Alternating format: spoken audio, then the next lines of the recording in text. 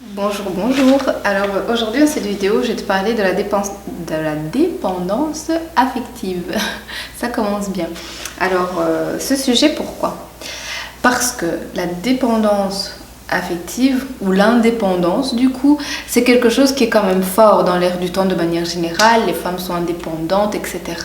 On parle beaucoup d'être indépendant, on parle beaucoup du mariage, est-ce que c'est obsolète, etc. Le polyamour, enfin il y a comme ça quelque chose par rapport à cette histoire d'être dépendant ou indépendant. Dans les pays occidentaux en tout cas, une personne évoluée est indépendante, etc. Donc je pense que c'est un sujet qui est dans l'air du temps.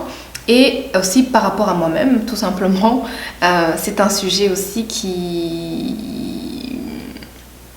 a du sens par rapport à mon évolution, par rapport à mon développement personnel. J'arrive pas à te regarder dans les yeux parce qu'il y a le soleil qui tape sur ma tronche. Attends. Ben voilà, pour moi c'est mieux, pour toi je sais pas, j'espère que tu me vois encore. J'espère que je suis pas dans le noir complet.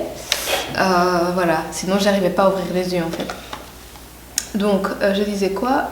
Donc la dépendance et l'indépendance affective a beaucoup de sens dans mon évolution personnelle, dans le sens où j'ai eu, je pense que le déclenchement de ma dépression, donc quand faire mes vidéos sur la dépression, a été déclenché par une rupture. Alors la rupture, donc le chagrin d'amour quoi. Et j'étais clairement dépendante parce que, sinon j'aurais j'aurais pris la décision moi-même. Parce que ça n'allait pas, j'étais pas heureuse, il fallait que je prenne soin de moi. J'étais vraiment dans quelque chose qui n'était pas bon ni pour moi ni pour mon partenaire du coup. Mais ce n'est pas grave, en tout cas ce que je veux dire par là, c'est que même s'il y a une déchirure, même s'il y a un chagrin, même s'il y a comme ça une perte, ça fait mal et c'est tout à fait normal de ressentir le poids de la perte, etc. Sinon, on serait des robots. Par contre, que ça devienne quelque chose dont on ne sort pas, ça c'est autre chose. Et je me suis rendu compte que je m'étais perdue, en fait, je me suis perdue, et d'ailleurs pendant des années, suite à cette rupture. Donc, dans ce sens, moi, je peux dire que j'étais dépendante.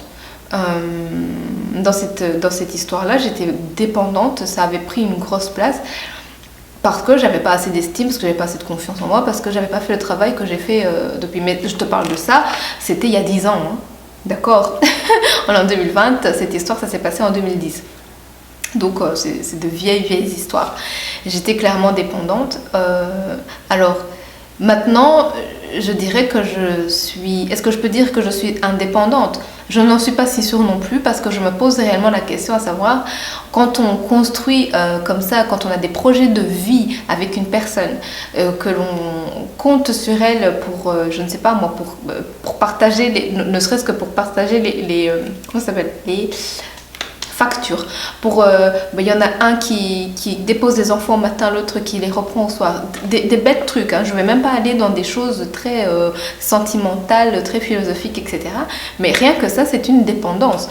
Comme par exemple, je dépends de l'école de ma fille pour pouvoir moi mener ma vie, pour pouvoir travailler, par exemple. C'est une dépendance. Donc, je ne pense pas être indépendante de la personne avec laquelle je compte mener le reste de ma vie. Je pense être dépendante d'elle.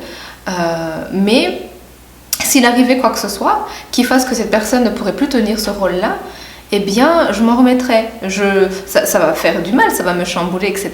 Mais je vais me rééquilibrer et trouver autre chose parce que j'ai cette capacité-là de recréer quelque chose d'autre. Je pense que c'est ça la différence en fait fondamentale entre ce qu'on appelle une personne qui n'est pas indépendante, qui est complètement dépendante de son amoureux, son amoureuse, son mari, son époux, son épouse, et une personne qui est indépendante. Je pense pas que ce soit vraiment être indépendant, sinon il n'y aurait pas de projet, il n'y aurait pas de lien.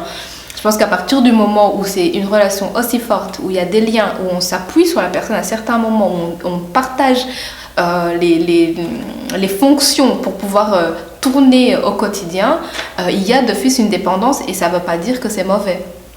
Je pense que ça fait partie intégrante d'une relation humaine en fait.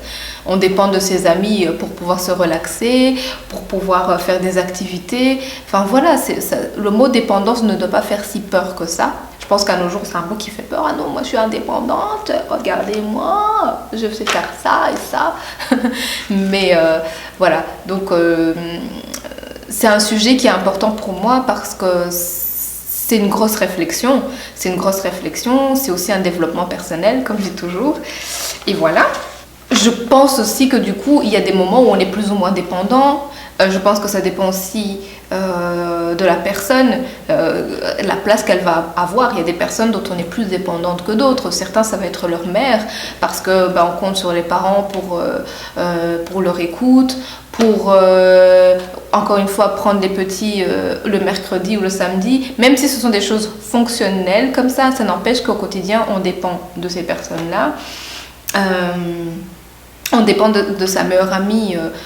Si dès qu'on a un petit coup de blues, on l'appelle et pour partager un pot de glace, qu'on fait Hollywood. Hein.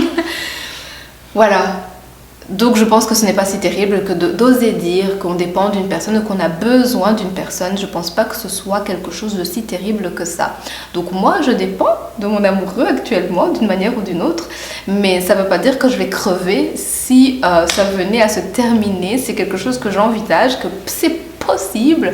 Même si dans mon cœur, je ne le ressens pas et que j'ai l'impression que ce sera ad vitam aeternam, bien sûr.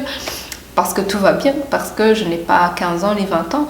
Et qu'il y a certaines choses aussi auxquelles je fais attention et que c'est une relation beaucoup plus aboutie et qu'on choisit, quand on se connaît bien et qu'on a fait un certain travail sur soi, on choisit aussi mieux ses relations. Mais donc en tout cas, s'il arrivait quelque chose, je sais que j'arriverai à recréer quelque chose d'autre, pas forcément une relation amoureuse, mais je sais que ça ne me tuera pas. Donc dans ce sens, je peux dire que je ne suis pas dépendante de lui, mais je suis dépendante de lui. Voilà, j'espère que tu as compris quelque chose à cette vidéo, que ça t'amène une réflexion. Et qu'est-ce que tu en penses? Est-ce que tu penses que tu es une personne dépendante, une personne indépendante? Est-ce que tu penses que tu es dépendante de tes amis, de ta famille, de ton amoureux ou pas? Dis-moi un petit peu pour toi ta réflexion actuellement ou dans le passé. Qu'est-ce que tu en penses de cette position de je suis indépendante dans ce monde? Voilà, merci de m'avoir écouté, à bientôt.